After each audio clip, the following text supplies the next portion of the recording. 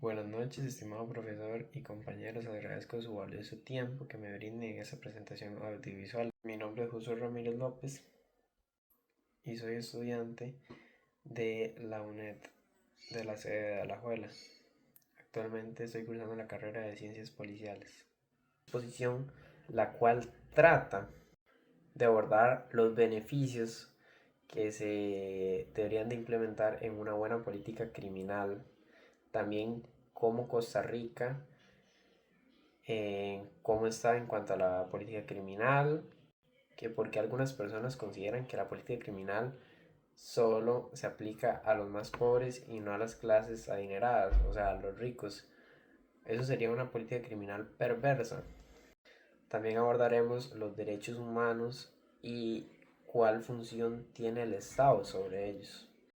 Los beneficios de una buena política criminal ayudan a evitar el crimen. La prevención. ¿Cómo podemos prevenir este tipo de delitos?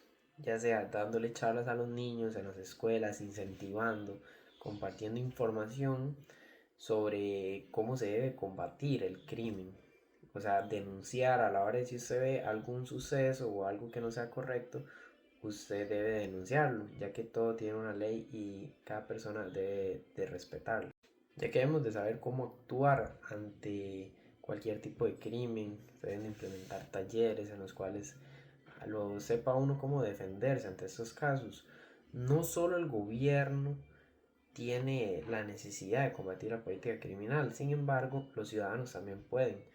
No de forma física y violenta, sino denunciando, esparciendo la voz, tal vez como una persona se vea. Entonces ya uno lo identifica como criminal y se estaría preveniendo. A mí me decía la maestra, no podemos actuar si no conocemos el tipo de fenómeno.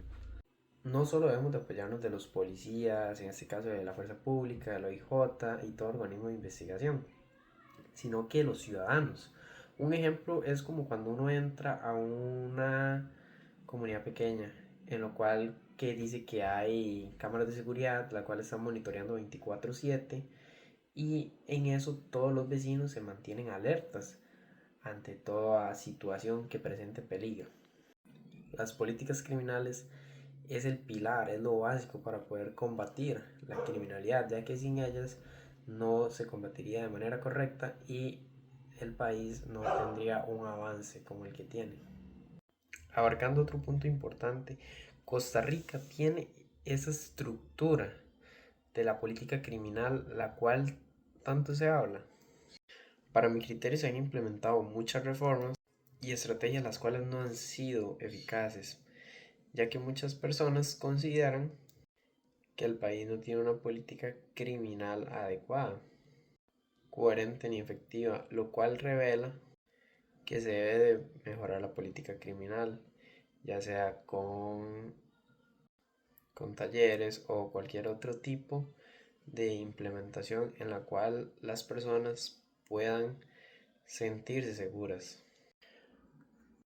Porque algunas personas consideran que la política criminal solo aplica a las personas más pobres y no a los ricos. Es un caso muy variado, ya que por ende las personas de escasos recursos, las cuales viven en barrios marginados, pobres, ocupan plata, buscan la manera más fácil de llegar a ella. Entonces, ¿qué es lo que se ve en estos barrios? Generalmente se ve la pobreza, venta de drogas, robos, asaltos. Entonces, desde que los más chicos observan a los más grandes cometer eso, ya tienen mentalizado lo que ellos van a hacer de grande. Por ende, recurren a hacer ese tipo de cosas. ¿Por qué las personas de más ricas no experimentan eso o tal vez no se hacen criminales? Porque ellos sí tuvieron una educación adecuada, siempre tuvieron comida, no necesitaron la forma de buscar plata, ni nada de esas cosas, solo tuvieron en la mano. Sin embargo, las personas de escasos recursos buscan la manera más fácil de salir adelante, ya sea por temas de plata o por otros temas. Otro tema importante es la discriminación que sufren estas personas, también las condiciones en las que viven y el acceso limitado a la justicia. ¿A qué me refiero con el acceso limitado a la justicia? Que las personas de escasos recursos a veces, no siempre, estoy aclarando, no tienen los recursos para poder contratar un abogado. Tal vez en algún caso, ya sea por alguna robo o algún tipo de... Entonces, por ende, eso lleva a que no tengan una defensa adecuada y ya vayan observando que la justicia no les ayuda, sino como que va en contra de ellos. Entonces se pueden sentir un poco discriminados y también por esa razón tienden a seguir el camino de la criminalidad.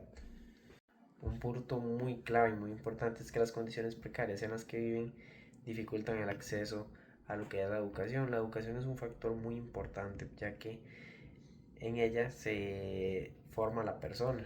Una buena educación forma a la persona. ¿Cuáles son las ventajas que tienen las personas ricas a esto? Tal vez el acceso a buenos abogados, recursos legales, desigualización del trato judicial, algunos crímenes de cuello blanco, porque no todo es de rosa, como dicen por ahí. En algunos casos los ricos pueden utilizar su influencia política, económica, para incidir en la distinción de jueces y todo esto. ¿A qué se refiere el término de política criminal perversa? Este término se refiere a una estrategia de política criminal que en lugar de reducir la criminalidad de manera equitativa y justa, excava las desigualdades y la discriminación. La percepción de que la política criminal solo aplica a los más pobres y no a los más ricos está ligada a la sociedad donde la persona crezca, el barrio o donde sea. Mientras que la política criminal perversa es aquella que refuerza estas desigualdades y no responde de manera justa a las necesidades de toda la población. Abarcando otro punto principal sobre el tema, tenemos los derechos humanos y el rol el cual conlleva el Estado, en énfasis sobre el abolicionismo de las instituciones inhumanas, como es la pena de muerte que se da en los Estados Unidos y varios países, la tortura, penas corporales, entre otras. Tenemos que tener en cuenta que los derechos humanos son fundamentales para el respeto de la dignidad humana. Además se basa en la idea de que todas las personas, sin importar su origen, condición o situación, tienen derechos universales, los cuales deben de estar protegidos por los estados, en este caso por el gobierno. Cada quien tiene derechos. En Costa Rica los derechos es un país libre de expresión. No sufrimos de ninguna dictadura y por lo tanto se respetan los derechos de cada persona.